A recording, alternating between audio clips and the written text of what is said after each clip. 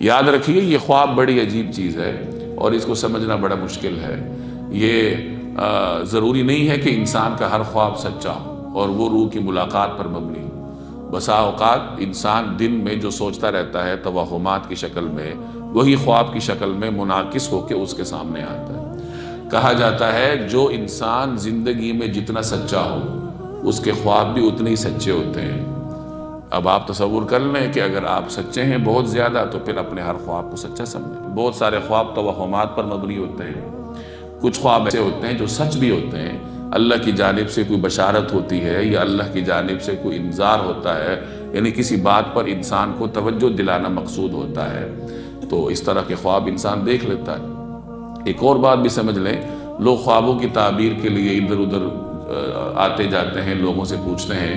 خوب یاد رکھیے کہ خوابوں کی تعبیر کا علم یہ کوئی اکیڈیمک علم نہیں ہے کہ ایک آدمی نے پڑھا ہے اور پڑھتے پڑھتے اسے خوابوں کا علم آ گیا۔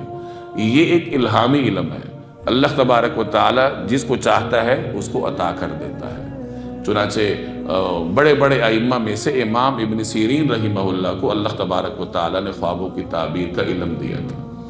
دوسری بات یہ سمجھ لیں کہ ہر آدمی کے اعتبار سے تعبیر الگ ہوتی ہے۔ ایک آدمی نے ایک خواب دیکھا ہے، اس کی ایک تعبیر ہے، دوسرے آدمی نے بعینہ ہی وہی خواب دیکھا ہے تو ضروری نہیں ہے کہ اس کی بھی وہی تعبیر۔ اس لیے خوابوں کی کتابوں سے دیکھ کر بھی اپنے خوابوں کی تعبیر کے پیچھے نہ پڑا کریں۔ میں تو یہی مشورہ دیا کرتا ہوں کہ خواب کی تعبیر جاننے کے پیچھے نہ پڑیں آج کل کے حالات میں۔ وجہ یہ ہے کہ ایسا آدمی خال ہی آپ کو ملے گا جسے واقعتاً خوابوں کی تعبیر کا علم آتا ہو، اور پھر اگر وہ خواب کی تعبیر آپ کو بتا دے کہ تمہارے ساتھ یہ ہونے والا ہے تو آپ اس کو روک لیں گے، کیا ہو جائے گا؟ اس کو روک سکیں گے، یا یہ نہیں ہونے والا تو آپ اس کو حاصل کر لیں گے۔ اس کا آسان طریقہ یہ ہے کہ آپ نے خواب دیکھا، آپ خود غور و فکر کر لیں۔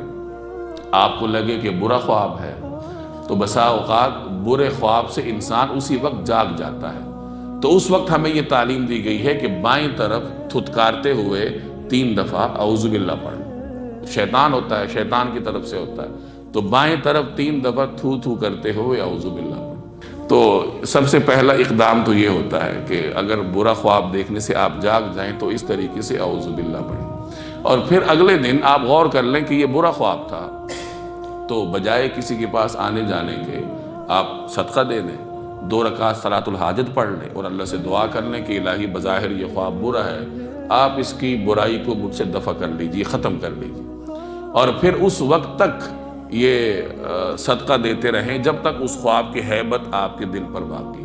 جب بھی یاد آئے صدقہ دے دے، 2 رکعت صلاۃ الحاجت پڑھ لیں کہ الہی یہ مجھ سے دور کر دیجیے، اور اگر آپ کو لگے کہ اچھا خواب ہے تو صلاۃ الشکر پڑھ لیں اور کچھ صدقہ دے دیں کہ الہی بظاہر یہ اچھا ہے، آپ اس کو میرے حق میں اچھا کر دیجیے۔ اس نسخے پہ عمل کریں گے تو عافیت میں رہیں گے، ورنہ جگہ جگہ جائیں گے اور جیب بھی خالی کریں گے اور سچی جھوٹی تعبیریں بھی لائیں گے۔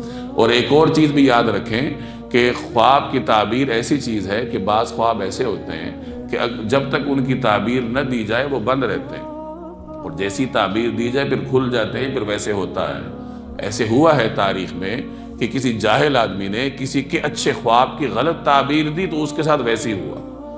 اللہ نے اس کے لیے اس کو خواب اس کا ایسا تھا کہ اچھا تھا، لیکن معبر نے غلط تعبیر دی، کوئی اس میں کوئی مطلب کسی عیب کی نشاندہی کی، تو پھر ویسے ہو جاتا ہے۔ تو اس لیے یہ مشورہ دیا جاتا ہے کہ بے وقوف آدمی کے سامنے خواب کی تعبیر بھی ذکر نہ کریں۔